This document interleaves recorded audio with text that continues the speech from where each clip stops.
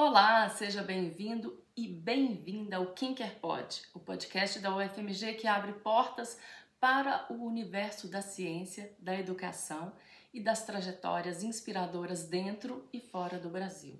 Eu sou Cristina Ruas, estou gravando esse episódio diretamente de Bordeaux, na França, e hoje te convido para uma viagem internacional pelo mundo da pesquisa em saúde pública, com uma convidada muitíssimo especial.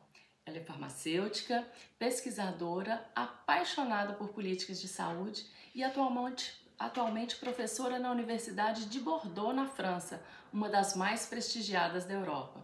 No episódio de hoje a gente conversa com a professora Maria Laura Silva, uma brasileira que tem trilhado caminhos na ciência internacional. Vamos falar sobre pesquisa, sobre bolsas de estudo, sobre os caminhos para estudar na Europa e também sobre os desafios e conquistas de ser mulher latino-americana na ciência e, claro, sobre como construir pontes entre o Brasil e a França por meio do conhecimento. Então, prepara seu café, que nós já temos o nosso, e vem com a gente descobrir o que faz uma farmacêutica brasileira se tornar referência em Bordeaux. Vamos começar? Maria Laura, você pode contar um pouquinho para a gente sobre a sua trajetória acadêmica desde o Brasil até a sua posição atual aqui na Universidade de Bordeaux? Olá, todo mundo. Então, eu sou farmacêutica aqui na Universidade de Bordeaux. Cheguei em 2009 para fazer o mestrado primeiro. E depois continuei no doutorado, tive a possibilidade, através de um projeto de um professor que me acompanhou no mestrado. Depois eu saí do Brasil, na verdade, eu estava trabalhando na Secretaria de Estado de Saúde do governo de Minas Gerais. E aí eu queria aprender mais sobre economia da saúde, farmacoeconomia, disciplina que no Brasil na época, então voltando lá para 2008, 2009, não estava tão desenvolvida, né? Então eu tive a oportunidade de vir para a França, teve a Inglaterra como opção, mas na época, e até hoje na verdade, a Inglaterra, financeiramente falando, é muito mais financeiramente puxado, na verdade, o investimento financeiro é muito mais importante que o francês. Existiu a oportunidade da França, eu inscrevi, eu procurei, eu fiz um trabalho individual de procurar cada universidade, as que propunham essa disciplina de economia da saúde ou farmacoeconomia. E aí, então, em 2009, eu vim, porque eu recebi a aprovação da Universidade de Lyon, na época, e comecei com o mestrado, continuei com o doutorado a partir desse convite do meu orientador do mestrado. Tive uma bolsa de empresa, uma bolsa que aqui na França a gente chama de CIFRE, que é uma bolsa em parceria com empresa privada. Eu trabalhei com uma empresa de epidemiologia, farmacoepidemiologia relacionada à gripe, à vacinação contra a gripe na época. E então fiz a minha tese de doutorado nessa área. Depois... Só em parêntese, você abriu mão de um emprego público no Brasil, que é uma coisa que assim muitas pessoas buscam, né? Essa estabilidade de ter um emprego público e trabalhar com o que gosta. Você abriu mão para poder ir atrás de um sonho. Foi mais ou menos isso mesmo, abrir mão da estabilidade. Eu tinha 25 anos na época, então... tive a possibilidade, por causa da juventude, né, da questão do querer, da curiosidade de me lançar realmente. E foi um desafio. Mas é aquela coisa, né, com a Cristina, vocês já conhecem como funciona. Siga o sonho e invistam no sonho. Eu acho que é importante Planejamento, falar. Né? E planejem. Não é de qualquer jeito, né? A gente faz acontecer, a gente busca e faz acontecer. Quando eu terminei o doutorado, eu tive a oportunidade de fazer um concurso da Universidade de Bordeaux, que estava buscando professor, então, nessa área de economia da saúde, direito e economia da saúde. Eu passei no concurso e esse concurso o cargo era de professor associado Então, você tem duas linhas, né? A linha de ensino e a linha de pesquisa. E o grupo de pesquisa no qual eu faço parte hoje, comecei lá em 2015, na época, né? Foi a unidade do INSERM, que chama, INSERM é Instituto de Pesquisa aqui em estudos médicos, em pesquisa médica, pesquisa clínica. Então, a unidade 1219 aqui da Universidade de Bordeaux, chama Bordeaux Population Health, e a equipe específica na qual eu faço parte chama EURED, buscando caminhos para soluções epidemiológicas, farmacoepidemiológicas no mundo digitalizado. Interessante. E quais são as suas linhas de pesquisa dentro desse EURED? Pois eu trabalho com farmacoepidemiologia, farmacoeconomia e principalmente com avaliação de tecnologia em saúde. Então, a pesquisa foca no uso de bases de dados médico-administrativas, que são como a base de dados do SUS, mas aqui a gente fala SNDS, e também dados digitais, dados de redes sociais, etc. E também a gente trabalha com pesquisa principalmente em saúde pública, que seja prevenção com a vacinação, o uso de antibióticos, o uso correto de antibióticos, e também a dispensação em farmácia comunitária, em farmácias de uma forma geral. Ok, legal. E uma coisa que eu sempre recebo perguntas, né, eu acho que é bem interessante, como que estudantes, né, que desejam fazer um mestrado ou doutorado aqui na Universidade de Bordeaux, quais os caminhos que eles devem buscar? Pois a principal forma, o principal meio de conseguir é buscando contato com a universidade e principalmente com uma pessoa específica da universidade.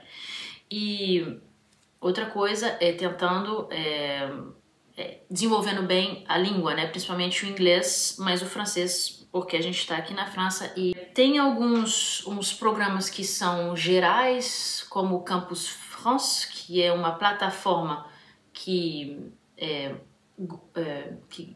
agrupa todas as universidades da França, e você, enquanto brasileiro ou estrangeiro para cá, você pode achar todas as possibilidades de cursos que tem, e aí lá você tem a especificação se o curso é em inglês ou em francês, que seja do mestrado ou do doutorado.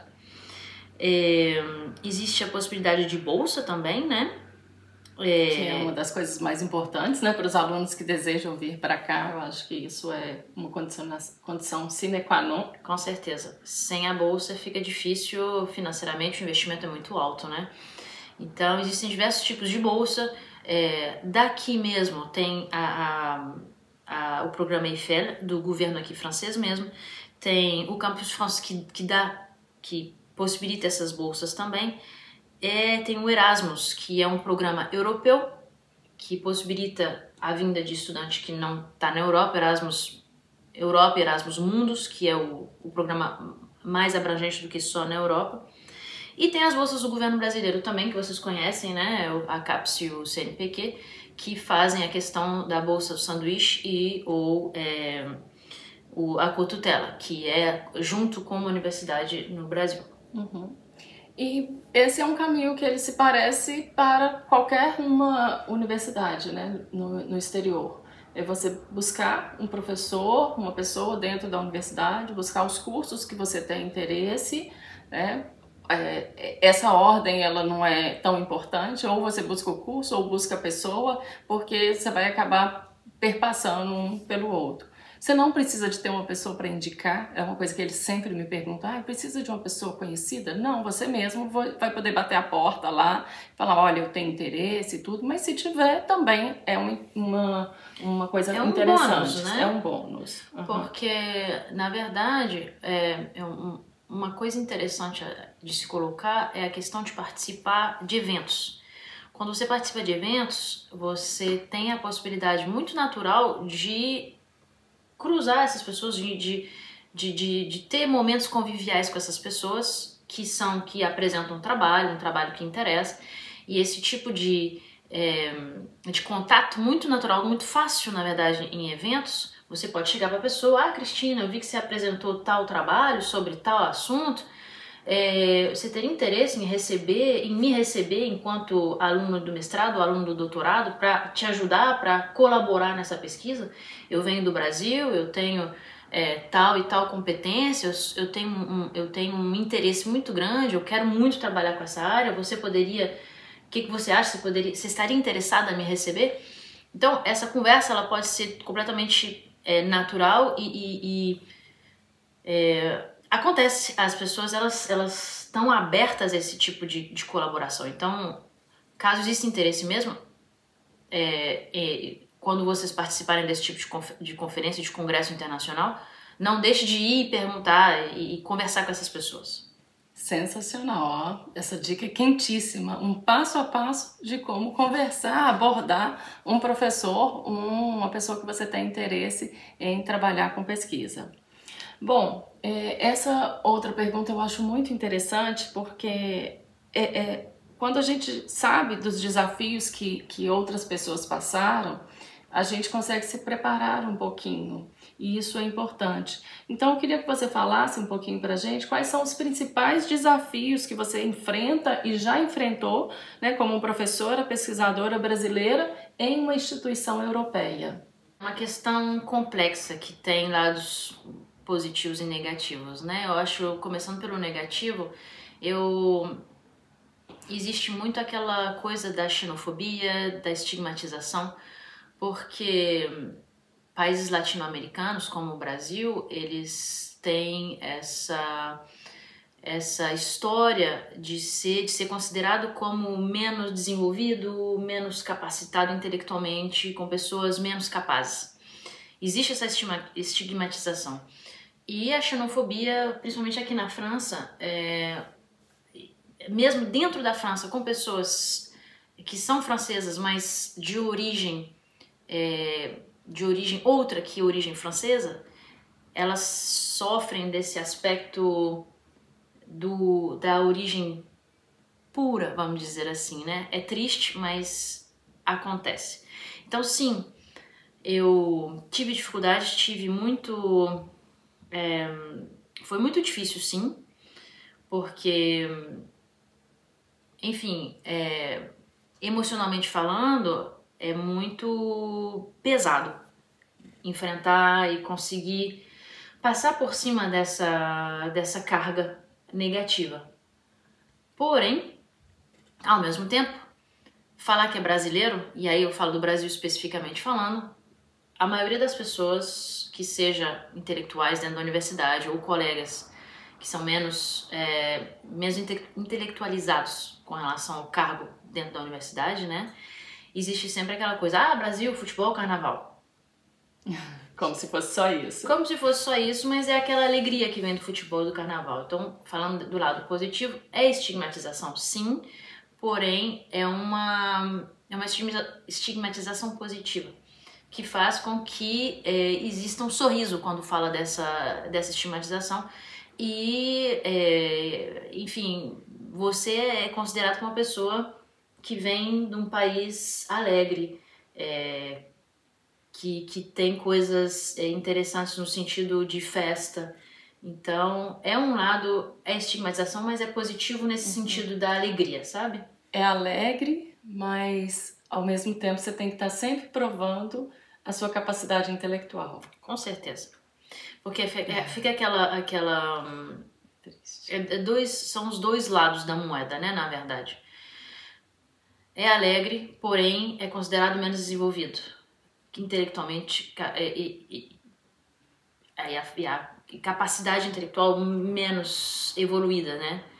É menos evoluído, na verdade. Então fica aquela coisa, né? Quando você joga a moeda, fica rodando. E aí um lado, o outro lado. Enfim. Então é difícil, sim. Foi difícil. Ainda é difícil, porque eu tô aqui em Bordeaux especificamente já tem 10 anos. E o pessoal de Bordeaux é muito também, tem muito essa cultura chauvina, né, que o pessoal fala. E que que é muito, que se apropria muito da cultura e que é muito, tem muito orgulho de ser daqui da região. Uhum. Então, você ser aceito, você ser visto como alguém integrado na comunidade não é fácil. E é igual eu falo sempre quando me perguntam, você sente saudade do Brasil? Sinto saudade do Brasil. Porém, quando eu vou pro Brasil, eles falam que eu sou estrangeira. E quando eu tô na França, eles falam que eu não sou francesa. Então, a escolha de sair do país e de morar e de viver a cultura de um outro país, ela tem todo esse lado da oportunidade, da possibilidade, dos recursos, da infraestrutura que é muito mais desenvolvida, sim. Uhum. O recurso público, principalmente, ele é mais bem utilizado por causa da cultura, mais uma vez, de uso desses recursos para o setor público. Porém, é aquela coisa. Sempre vai ser um estrangeiro. Sempre você em estrangeiro. Qualquer lugar, mesmo no seu país. Brasil, mesmo no Brasil. 10 anos depois, enfim, mais, né? 10 anos que eu estou em Bordeaux somente. 15 anos que eu tô na França de uma forma mais ampla. Estrangeiro no Brasil, estrangeiro na França. E é assim, né? Mas a gente tem várias pessoas que estão nessa onda, nessa vida. Então, grupos, né? A questão de fazer parte de grupos é muito importante também para poder trocar ideia e se ajudar. A ajuda mútua entre as pessoas que estão na mesma situação, porque você não tá sozinho. E junto a gente é mais forte, não é assim? Exatamente. Muito legal. Vamos falar um pouquinho de saúde pública. Na sua opinião, o que a França tem a nos ensinar sobre saúde pública e o que o Brasil tem a ensinar para a França? Essa pergunta ela é muito, muito importante, porque uma das coisas que me atraiu quando eu vim para a França é a questão da saúde pública, principalmente, que tem o mesmo caráter jurídico que o brasileiro, que todo mundo tem direito à saúde. Só que o fato como esse direito à saúde é visto na França, ele é diferente do visto no Brasil, porque é um sistema de saúde público, realmente, né? Um sistema de saúde nacional público. Aqui na França existem um sistema de seguro de saúde. Existe o seguro de saúde público e existe o seguro de saúde privado. Então, o SUS, como esse sistema brasileiro de saúde público, ele como o sistema inglês, um sistema que é exemplo de cobertura universal para todos. O sistema francês pode ensinar o sistema brasileiro a questão do que eles chamam aqui de reste à charge, que é o restante do pagamento que poderia ser que fica a cargo da pessoa, né? Então, no Brasil existe os seguros de saúde privados que são também que pegam uma parte, enfim, que é utilizado em parte por pessoas que têm a possibilidade de pagar, que têm a possibilidade de investir nesse sistema de saúde privado. Aqui na França existe o sistema público que financia a saúde, enfim, o serviço de saúde para a pessoa, independente do tipo de pessoa. No Brasil existe o sistema privado que cobre a totalidade do serviço da pessoa que pode pagar. Uhum. Então, o que um pode ensinar para o outro? Eu acho que na França as pessoas que podem pagar poderiam pagar mais e elas não pagam esse a mais que elas poderiam pagar. E no Brasil as pessoas que podem pagar poderiam pagar menos.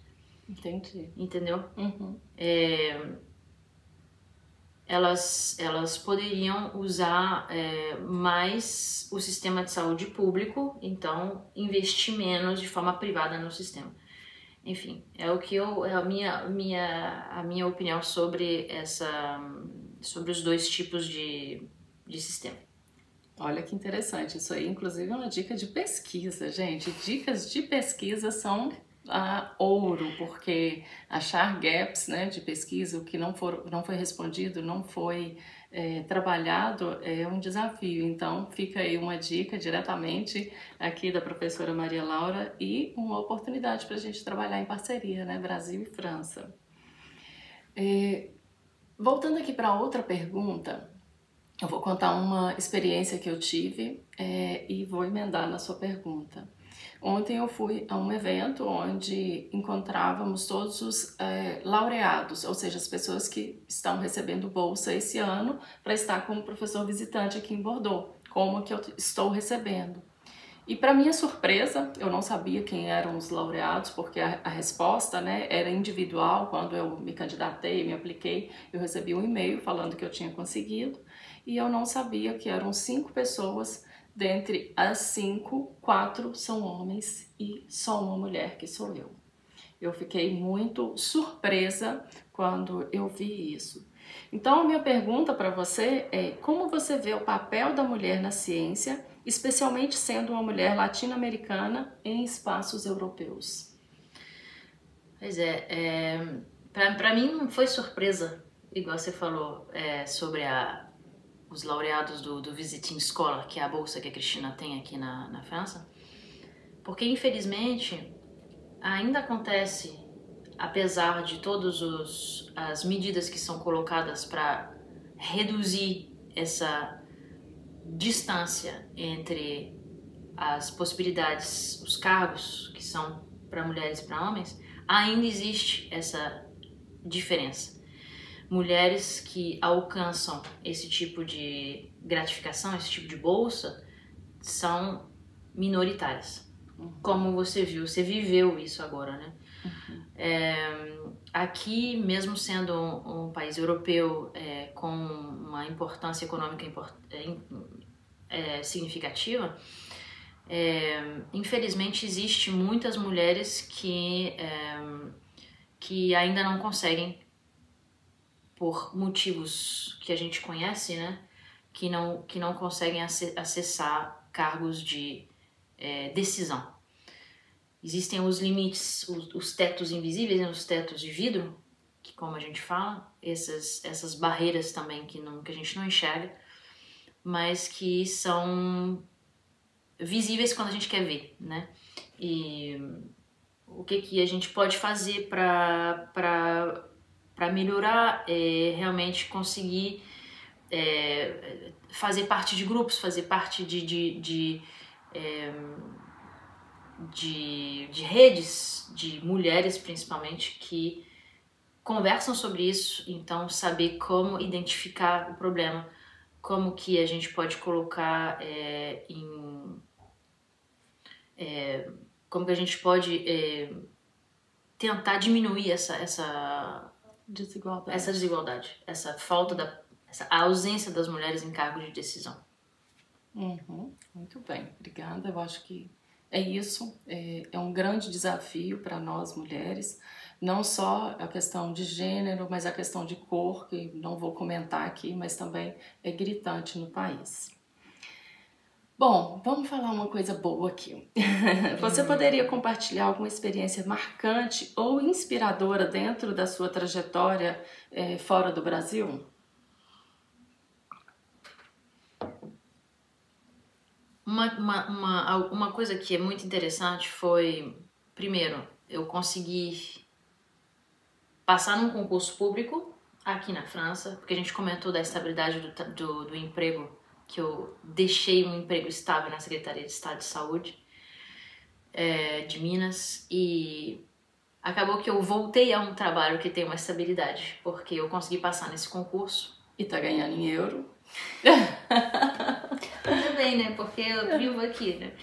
Mas eu consegui voltar a um status, vamos dizer assim, que eu tinha antigamente.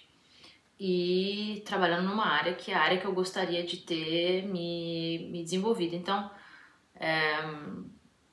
procurei, planejei, igual a gente falou no início também, né? Encontrei caminhos para poder fazer enfim, voltar a essa realidade que É uma vida, igual a gente comentou, né, que é difícil por causa dessa questão de não pertencer de forma genuína ao lugar onde você está, mas para você se sentir bem, existem outros fatores, não é só a questão da genuidade, né? É também o lugar que você escolhe, o lugar que você se sente bem. E não é necessariamente o lugar que faz isso, são as pessoas com quem você está também, né? E isso é muito importante. Então, um fato marcante, eu acho que foi essa conquista da estabilidade. E essa estabilidade faz com que você se sinta bem e parte do grupo. Tá acabando, vamos lá. Como você vê parcerias internacionais com instituições brasileiras? Bom, nós estamos chegando ao fim, né? Para finalizar, quais conselhos você daria para estudantes e jovens pesquisadores brasileiros que sonham em seguir carreira internacional na área da ciência? Conselho: criem redes, conversem com pessoas, estudem línguas. Principalmente inglês, né, Cris? Vocês sabem disso, eu não tenho dúvidas que vocês sabem dessa necessidade de saber o inglês. Hoje existem meios muito mais financeiramente viáveis para poder estudar o inglês. Antigamente, na nossa época, né, Cris, quando a gente era, enfim, era muito mais difícil. Agora com a internet na mão, no celular, é muito mais fácil, mesmo que não seja simples aprender uma língua. Caso você tenha essa vontade, eu acho que justamente para poder entrar em contato com essa pessoa, como eu disse antes, num congresso, vai ter que ser em inglês. A não ser que você já tenha uma outra língua. Obviamente, na França, o francês ele é fundamental, obviamente, porque aqui tem muitos cursos que são só em francês. Então, caso existe esse gosto, essa vontade de vir para a França mesmo, o francês é também fundamental. Enfim, rede social. Deixa o LinkedIn, por exemplo, bem visto, bem o perfil bem registrado, com as informações bem coerentes, corretas, o acesso Então, participem de congressos e, enfim, sonhem, planejem e vá atrás do seu sonho. Muito obrigada. E todas as respostas que ela deu, elas convergem com um caminho valiosíssimo que está descrito em um livro escrito por mim. Eu aproveito para fazer a propaganda. Desvende a ciência, caminhos para se tornar um pesquisador. Se você é curioso e tem vontade de seguir carreira na ciência, não deixe de ler. Bom, chegamos ao fim. E assim a gente termina mais um episódio do Quem Quer Pode, com o coração cheio de inspiração e a cabeça fervilhando de ideias. A conversa com a professora Maria Laura Silva nos lembrou que a ciência é feita de trajetórias únicas, coragem para atravessar fronteiras e, acima de tudo, conexões humanas. Se você sonha em estudar fora, pesquisar temas que impactam vidas ou construir pontes entre o Brasil e o mundo, saiba que o caminho existe. E começa muitas vezes com uma pergunta, uma curiosidade, uma conversa como essa. Agradecemos imensamente a professora Maria Laura por compartilhar sua história e seu tempo conosco. E a você que nos acompanhou até aqui, muito obrigada por nos ouvir. Se gostou deste episódio, compartilha com alguém que também quer fazer ciência pelo mundo. E não se esqueça de seguir o Quem Quer Pode nas plataformas de áudio e no Instagram. Até o próximo episódio, porque quem quer pode.